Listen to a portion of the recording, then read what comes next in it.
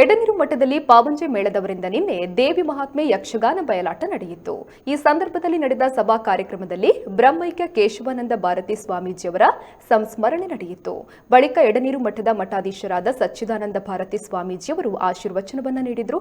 ವೇದಿಕೆಯಲ್ಲಿ ಯಕ್ಷಗಾನದ ಸೇವಾಕರ್ತರಾದ ಕೆಎಲ್ ಉಪಾಧ್ಯಾಯ ಶಿವಮೊಗ್ಗ, ಹಿರಿಯ ಯಕ್ಷಗಾನ ಕಲಾವಿದ ದಿನೇಶ್ ಅಮ್ಮನ್ನಾಯ ಮತ್ತು ಹಿರಿಯ ಸಂಗೀತ ಕಲಾವಿದರಾದ ಯೋಗೇಶ್ ವರ್ಮಾ, ಯಕ್ಷಗಾನ ಭಾಗವತರಾದ ಪಟ್ಲ ಸತೀಶ್ ಶೆಟ್ಟಿ ಹಾಗೂ ಸತ್ಯನಾರಾಯಣ್ ಮಂಜಿತ್ತಾಯ ಕಾರ್ಯಕ್ರಮದಲ್ಲಿ ಉಪಸ್ಥಿತರಿದ್ದರು.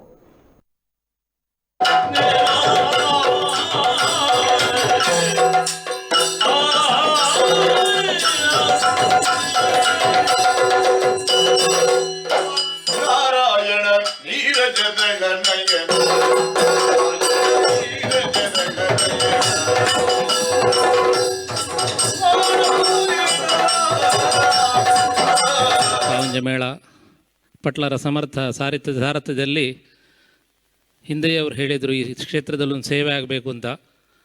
ದೈವಚಿತ್ತ ಮತ್ತು ಸ್ವಾಮೀಜಿಯವರ ಚಿತ್ತ ಅದು ಈ ದಿನ ಇವತ್ತು ಇಲ್ಲಿ ಕೂಡಿ ಬಂದಿದೆ.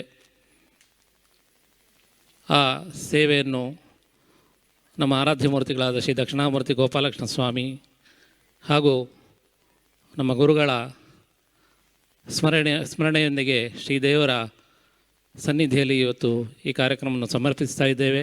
ನನ್ನ ಪೂಜ್ಯ ಗುರುಗಳು ಶ್ರೀ ಬಳ್ಳಪದ ಯೋಗೀಶ್ವರರ ಪಾದಕ್ಕೂ ನಮಿಸಿ ಹಿರಿಯರಾದಂತಹ ದಿನೇಶ್ ಅಮ್ಮಣ್ಣ ಭಾಗವತರಿಗೆ ವಂದಿಸುತ್ತಾ ವೇದಿಕೆ ಈ ಕಾರ್ಯಕ್ರಮಕ್ಕೆ ವಿರಾಮ ಹೇಳ್ತಾ ಇದ್ದೇವೆ. ಅದರ ಜೊತೆಗೆ ನನ್ನ ಆತ್ಮೀಯ ಸ್ನೇಹಿತರು ಸತ್ಯನಾರಾಯಣ ಪುಣ್ಚಿತ್ತಾಯರು ಈ ವೇದಿಕೆಯಲ್ಲಿ ಇವತ್ತು ಅವರ ಸೇವೆಯನ್ನು ಮಾಡಿದರು. ಅದರ ಜೊತೆಗೆ ಹೊಸಮೂಲೆ ಗಣೇಶ್ ಭಟ್ರು ಕೂಡ ಅವರ ಗುರುಗಳ ಸೇವೆಯನ್ನು ಈ ಮೂಲಕ ಮಾಡಿ ತೋರಿಸಿದರು. ಗಂಧರ್ವ ವಿದ್ಯಾ ಚತುರಂ ಕಲಾಪೋಷಕವಾರಿಧೀಂ ಜೈನಂ ವಾಗ್ಮಿನಂ ವಂದೇ ಕೇಶವಾನಂದ ಭಾರತೀಂ ನಾದ ಬ್ರಹ್ಮ ಸ್ವಯಂ ಸಾಕ್ಷಾತ್